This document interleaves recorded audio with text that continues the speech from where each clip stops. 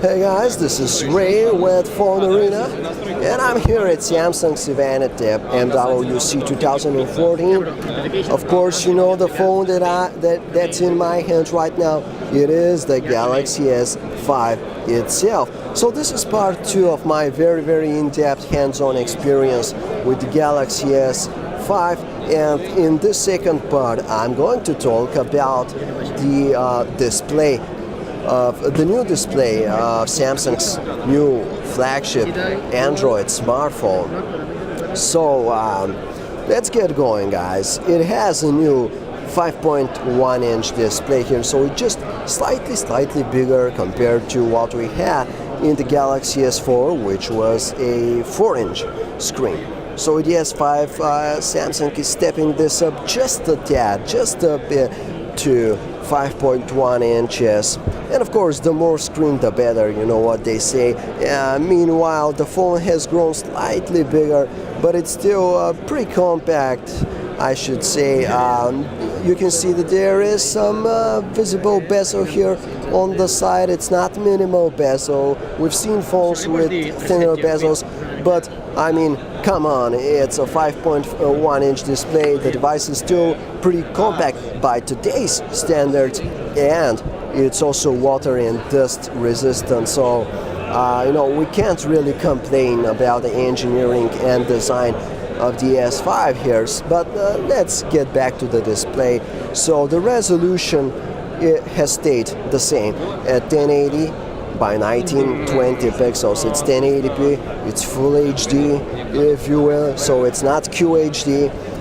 It's not that 2K resolution that was rumored, but I mean, that's really not a problem at all, at least in my opinion, because pixel density of this screen, let me see if I can focus here for you.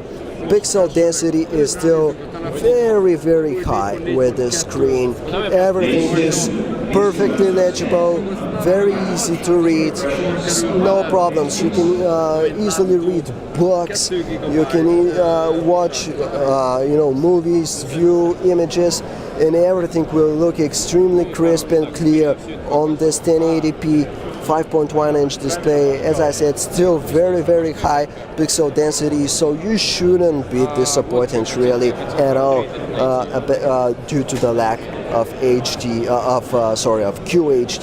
resolution. So, and another very interesting thing here is that Samsung has tweaked its Super AMOLED display technology a little bit, enabling the phone to reach about 500 nits maximum brightness when outdoors, you know, in specific conditions. And this is really bad for the image quality, but who cares, you know? All that you care when you go outside under the bright sun is to have, you know, like a visible screen, and that's all. So if it really can achieve 500 nits, I think that this is going to add really a very high amount of value to the Galaxy S5's display. Meanwhile, Samsung has also mentioned that they have also taken care of the opposite thing. You know how bad it is when you have your smartphone, your screen, and you're trying to view it in the dark at night, trying to read a book, probably trying to read a magazine, or just doing browsing or playing games or whatever.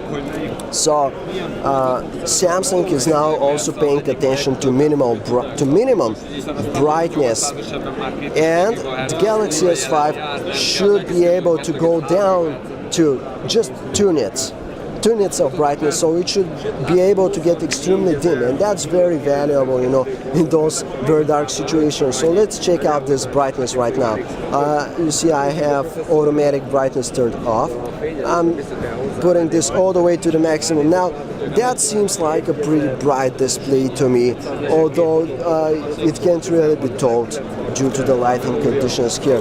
But as I said, it uses adaptive technology, so right now I'm pretty sure it's not reaching those 500 nits. It's going to reach those 500 nits when you're outdoors and it tries to adapt to the specific lighting conditions.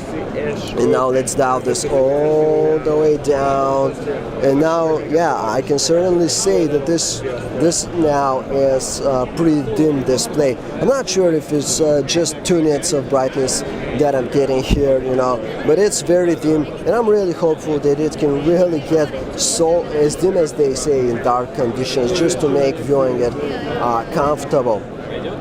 So as I briefly mentioned just a few minutes ago, the Galaxy S5 display, of course, it uses Samsung's Super AMOLED screen technology, which is usually associated with very vibrant, very saturated, almost unnatural colors. Obviously, I can't do any scientific measurements here right now in order to check out stuff like color gamut, color balance, delta E values, and all that kind of good stuff. As you probably know, we're doing those kind of scientific measurements at phonearena.com, so if you're interested in any phone and checking out such in-depth analysis of display technology, you should definitely visit phonearena.com right now. But back to the Galaxy S5's display here.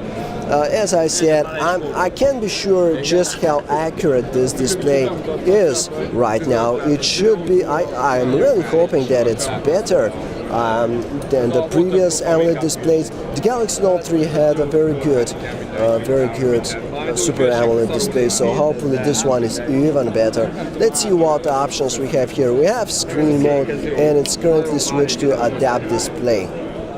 Let's see what else. We have the dynamic mode, which just pumps those colors, make them very bright and vivid. Standard color is just a bit more neutral, but my personal favorite here is professional photo. It seems to be the color mode, or at least it was in the previous versions of the Galaxy S phones. It was the screen mode that actually delivered the most realistic color, so I'm glad to see that back here on the Galaxy S5. Once again, I don't know if it's still the most accurate mode and stuff like that. Once we get our review, it will be able to do all those scientific measurements at Phone Arena. But for now, I think that Samsung has really tried to make this display a bit more natural. Samsung is the kind of company that usually listens to feedback. So from first look, guys, it seems to me that the display is no longer so unnatural looking.